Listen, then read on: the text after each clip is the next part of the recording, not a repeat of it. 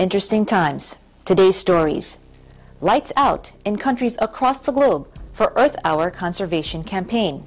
Earth Hour is all about reducing our consumption. People across North America share with Eagle News how they help take care of the Earth. Cycle and pick up trash. Brazilian firefighters to join the rescue efforts in Mozambique.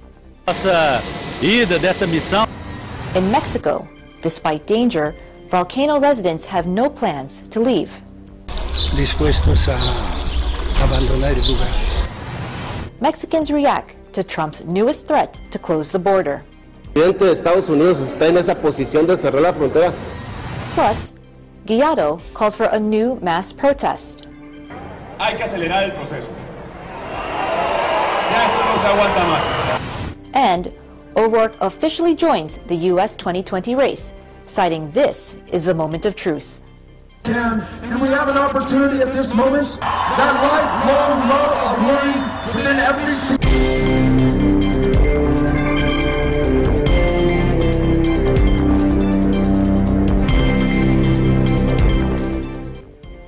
Hello everyone, I am Jennifer Palmtan, bringing you stories from around the globe, and this is Eagle News, Washington, D.C.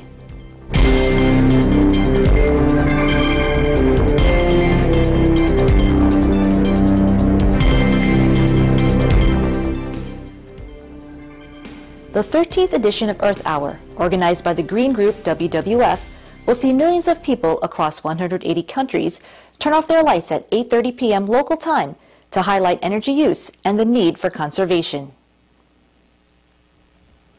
The Sydney Opera House and the Harbour Bridge are plunged into darkness for an hour to raise awareness about climate change and its impact on the planet's vanishing biodiversity. Yeah, I think things like Earth Hour are fantastic because they remind people that we just need to be conscious and think about what we do and how we treat the Earth. Hong Kong's iconic skyline along the Victoria Harbour went dark as well for about an hour. And we're here today at Earth Hour 2019. And 2019 Earth Hour is all about reducing our consumption, rethinking how we live our lives, and changing the way we live. And Earth Hour is a signal for the start of our year and the new year about changing the way we live. So this is a time to reflect every year. At this point onwards, how can we change how we live? Other places that also took part of this global campaign was Moscow's famous Red Square.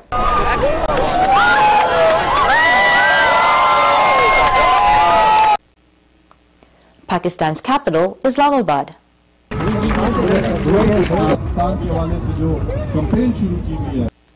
The Acropolis in Athens, Greece. The Brandenburg Gate in Berlin.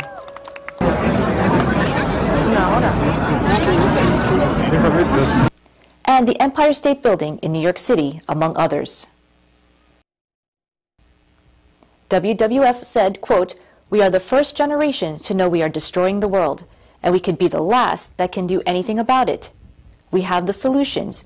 We just need our voices to be heard." WWF Australia CEO Dermot O'Gorman said that Earth Hour still is the world's largest grassroots movement for people to take action on climate change.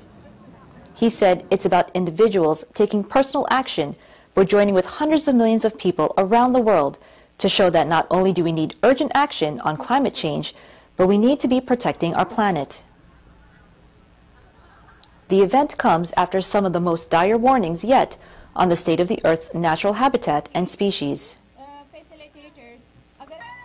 WWF's own Living Planet report in October said that 60% of all animals with a backbone, fish, birds, amphibians, reptiles, and mammals, had been wiped out by human activity since 1970. Another dataset confirmed the depth of an unfolding massive extinction event, only the sixth in the last half-billion years. According to organizers, last year's event was observed in more than 7,000 towns and cities in 187 countries. While the lights-off event is a symbolic gesture, Earth Hour has led successful campaigns over the past decade to ban plastics in the Galapagos Islands and plant 17 million trees in Kazakhstan.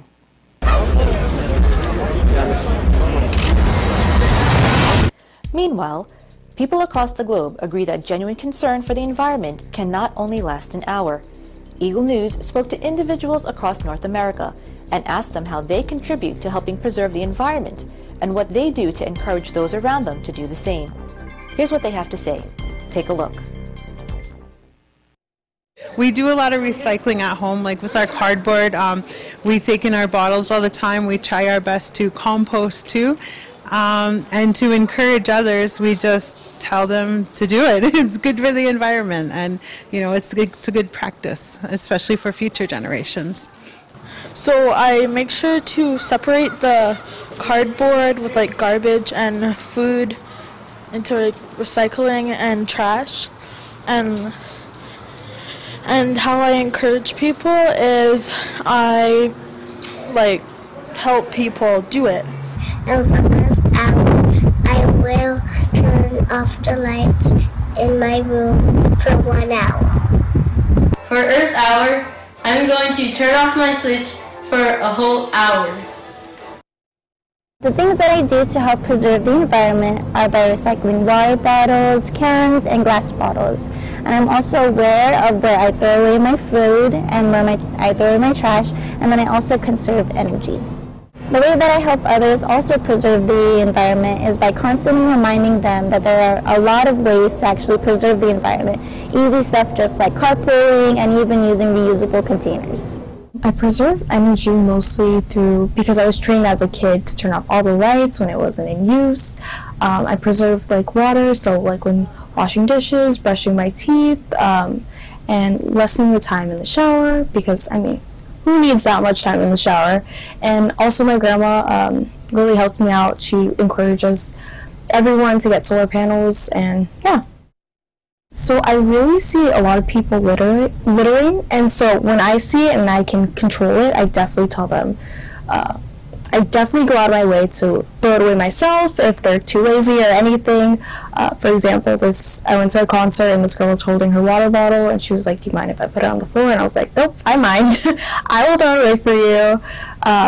Yeah, littering is terrible. Also, being mindful about where trash goes, separating it, so recycling, trash, compost, being able to know where everything goes and separating it, even if I can help someone else do it.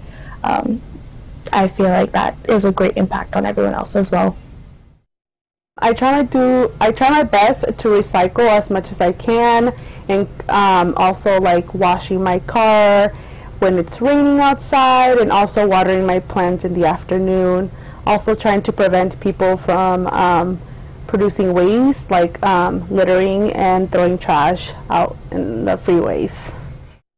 I encourage my boyfriend to recycle because they drink a lot of water, a lot of bottled waters, and I also encourage my little brothers to. It makes it fun for them to squash all the cans, and then they make it an activity, so it's more fun for them. Quite a bit I try to do. I know at home there's a lot I've been learning from my wife and from friends about composting. So we do have a compost bin, and we also try to recycle as much as we can. The other thing that I've been noticing more that helps a lot is actually, now that I have to worry about my electricity bill, is I turn off my power strips before I go to bed and when I go out for long trips, and that actually saves quite a bit on the energy bill. Other things I try to do is I use a toaster oven instead of our full oven when I try to bake meals for just myself, just so it doesn't take as much energy to heat up or as long. Outside of the house, let's see, I try to take the public transit. It kills two birds with one stone. I don't have to worry about parking, but it also, I just go on public transit so I don't drive my own car, I have to waste the gas. And I just don't like idling too, so when I go up to the city, I know there's a lot of places where I'm just stopped at a red light or just waiting for traffic. So, as an inhabitant of the earth, I would pick up any kind of trash I see from the ground and make sure that it goes in the right container. If it's a recyclable item, then I would want to put it into a blue container, or if it's just tissues or any kind of junk that needs to be thrown away in a regular trash can, then yes, I would make sure to put that in the right proper place. Some of the things I do to help the environment is by recycling, sorting out my trash, well, making sure everything goes to where it's supposed to go when you're getting rid of the trash. That would be lead by example. So I make sure that if I'm recycling, I show people, hey, I'm grabbing all these cans, putting in the recycling bin, making sure all the paper is gathered in one corner for paper recycling. Well, we recycle at work, and I use reusable straws, reusable utensils like forks, knives, and spoons. I have like a little pack that I use, so that's what I do. We typically will carpool to volleyball together, and that's like 3 to 4, 5 times a week maybe. So we save gas. We recycle at home together, and I'm trying to encourage my coworkers to also get reusable utensils, since we have plastic ones at work right now, so we should be using the reusable ones. Yung pong pagtitipid ng mga everyday things na ginagamit po natin. Kagaya po kapag namamalengke po ako, nagdadala po ako ng reusable bag, at yun po ang ginagamit ko instead of yung mga plastic po na ginagamit natin sa grocery store. Personally, I haven't heard about Earth Hour, but to preserve the environment, I would cut off the water while brushing my teeth, or cut off the lights in rooms that I'm not in. And to encourage others to do it, I would tell them about it and also practice it around them.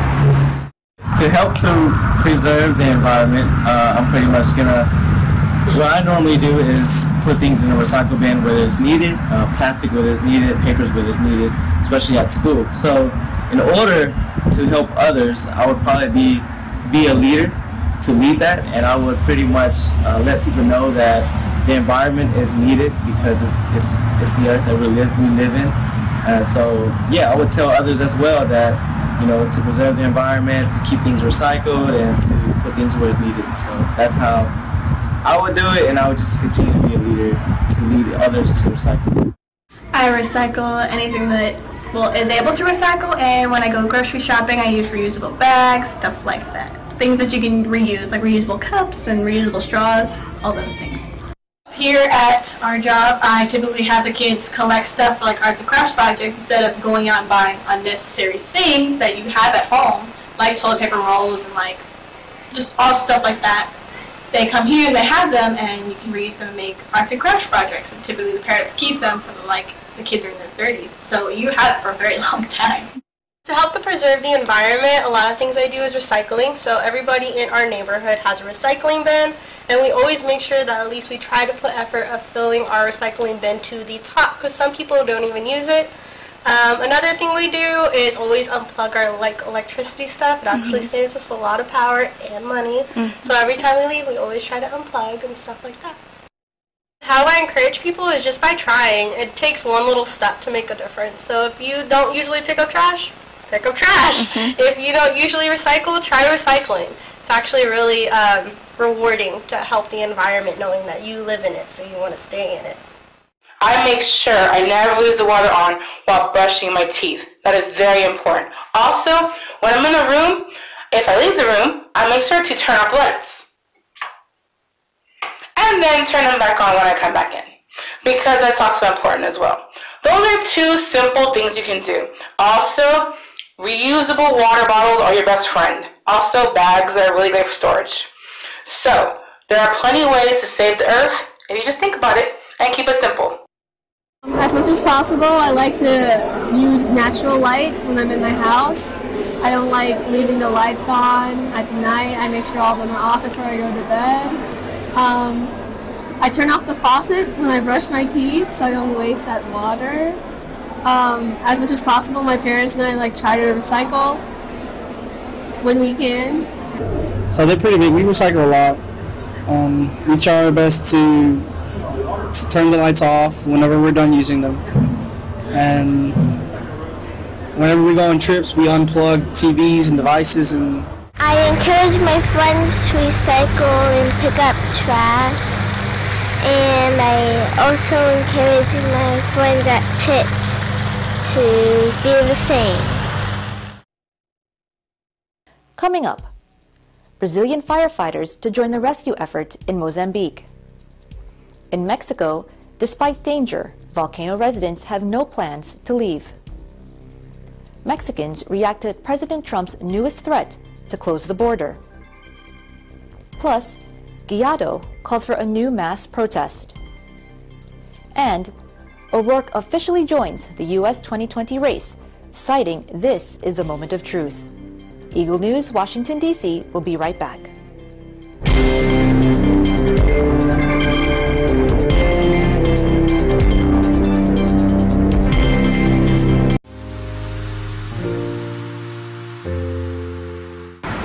Hi guys, I'm Marie Francisco here at the Shoe Museum in Marikina in the Philippines, reminding you to watch Digital News every Tuesday and Thursday at 7:30 p.m. And I am one for 25.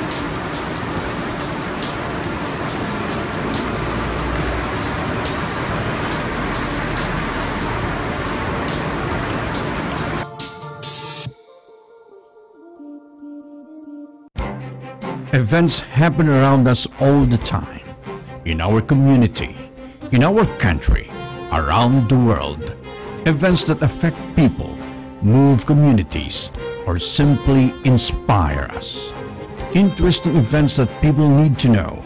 In these interesting times, we continue to be a competent partner in delivering news about these events.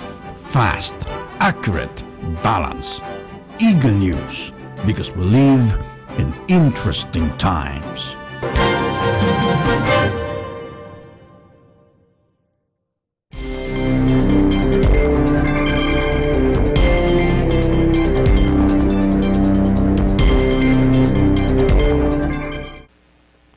Welcome back. You are watching Eagle News, Washington, D.C. A troop of 20 Brazilian firefighters board a military aircraft with supplies to take to Mozambique, following a cyclone that ravaged the African country, killing at least 468 people. Bom, a importância da nossa ida, dessa missão, é que para nós é muito relevante, porque é a primeira operação internacional que o Corpo de Bombeiros Militar faz fora do estado. Então isso vai fazer com que nós possamos colocar em prática todo o treinamento, toda a capacitação que a gente tem e principalmente colocar em prática as ações que temos desenvolvido em situações que temos vivido, como foi Mariana, como foi Brumadinho. Então é extremamente importante, além de tudo, ajudar um outro país com as nossas ações e operações. Estamos indo aí com 20 homens, 2 viaturas, 2 botes e muitos equipamentos aí, além de material de campanha aí para a autonomia da minha tropa. Nós temos uma condição de segurança e de saúde extremamente meticulosa e preocupante. Então nós estamos estabelecendo regras muito claras para os nossos militares. A alimentação e a hidratação somente vai ser feita pelo material que nós estamos levando, haja vista aí as condições de saúde daquele local, daquele país.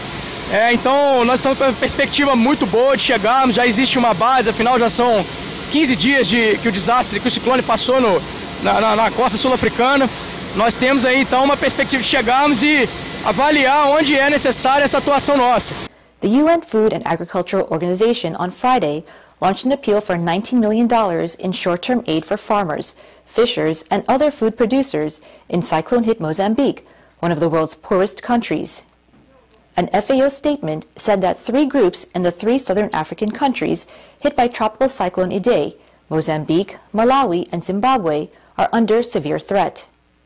It added as floodwaters recede, keeping animals alive, rehabilitating damaged lands, and rebooting food production will be critical, given that 80% of the population in Mozambique depends on agriculture.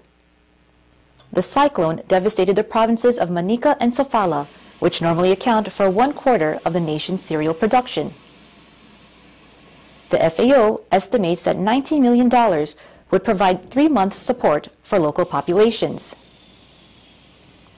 The statement said that before Cyclone Idai hit, 1.8 million people already lacked access to secure food supplies. It quoted local representative Olman Serrano saying, quote, "We will procure and distribute seeds as a matter of urgency so that farmers can plant for the secondary agricultural season, which is starting now in April," unquote. Fishers and ports also need aid, in particular Beira, the country's main fishing port and import facility. The FAO estimates that more than 600,000 people were affected by the cyclone, which killed around 450 people and triggered waves of cholera and diarrhea. The World Food Program said satellite images showed the creation of an island sea that measures 78 by 16 miles, larger than the European nation of Luxembourg.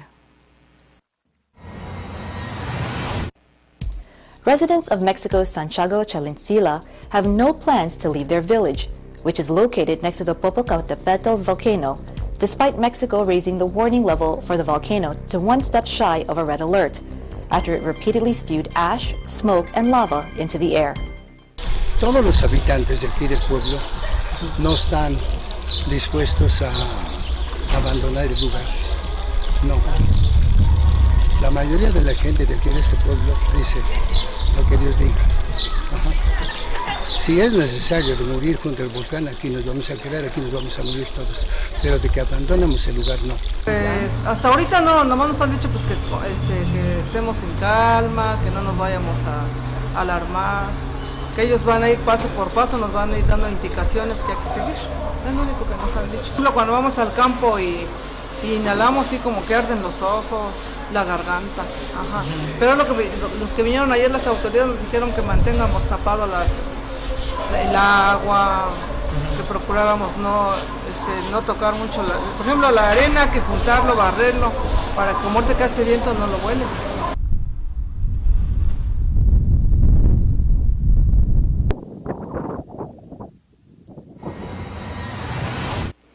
At the border between Mexico and United States, people react after President Donald Trump again accused Mexico of failing to curb the flow of migrants illegally entering the U.S.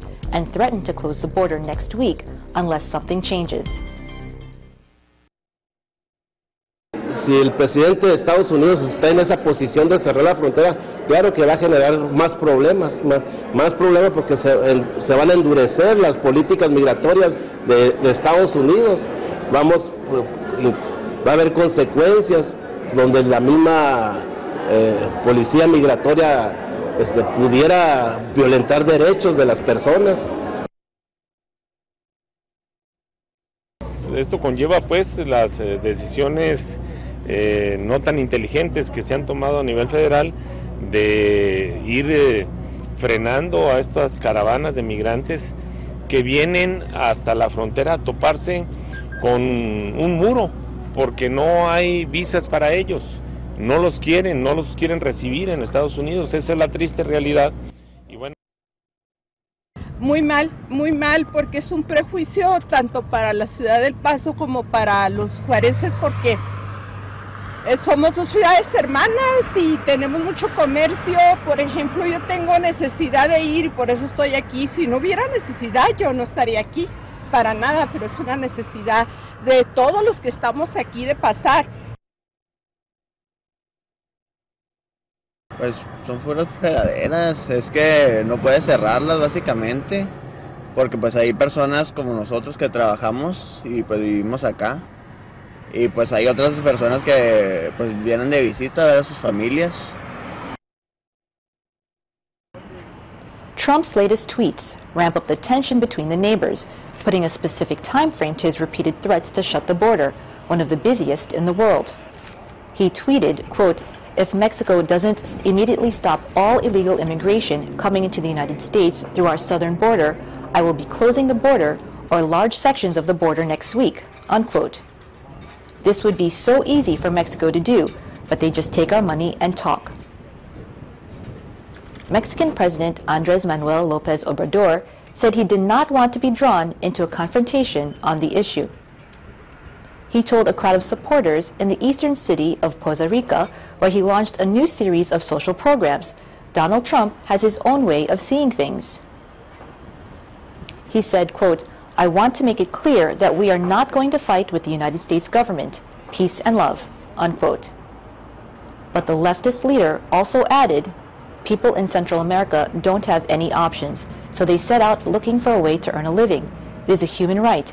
We shouldn't condemn migration.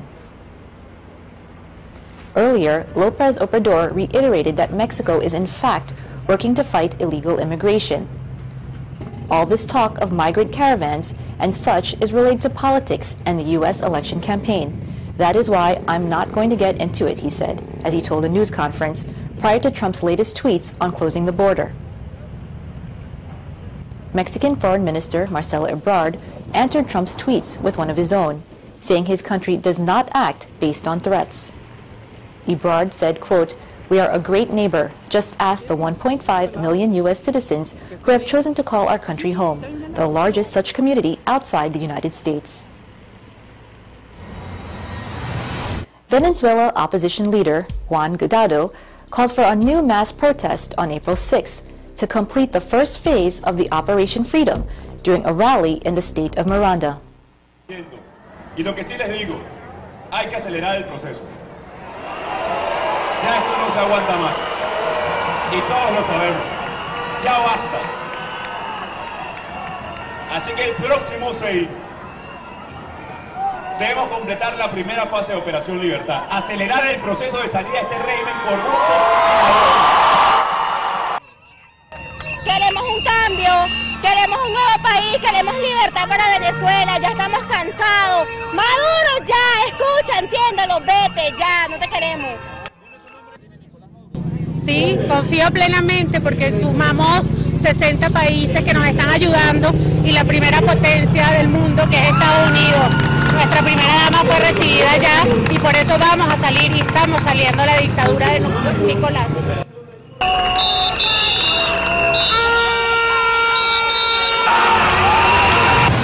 Beto O'Rourke, the useful Democrat who seized national attention last fall with an unexpectedly strong Senate campaign in conservative Texas, formally launched his presidential candidacy on Saturday in his hometown of El Paso, vowing to bring a unifying dynamic, progressive values, and general change to the American politics.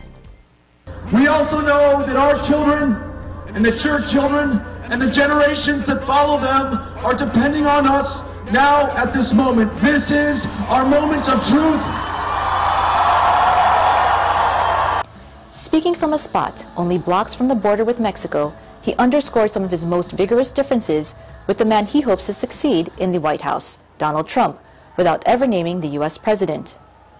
While Trump seeks to build a border wall and threatened just days ago to close the frontier if Mexico fails to stem the influx of undocumented immigrants, O'Rourke described America as, quote, "a country of immigrants and asylum seekers and refugees who are the very premise of our strength, of our success, and yet our security." In an implicit rebuke to Trump, O'Rourke said that his hometown was safer because of its immigrants, not more dangerous. If elected, he said he would pursue comprehensive immigration reform, reunite immigrant families separated at the border, and bring millions more undocumented immigrants out of the shadows.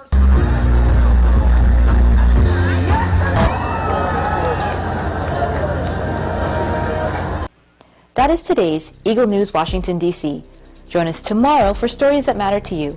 Visit our websites at Eaglenews.PH and Eaglenewslive.com. Follow us on Facebook and like us on Twitter at twitter.com/EagleNewsPH. Thank you for watching.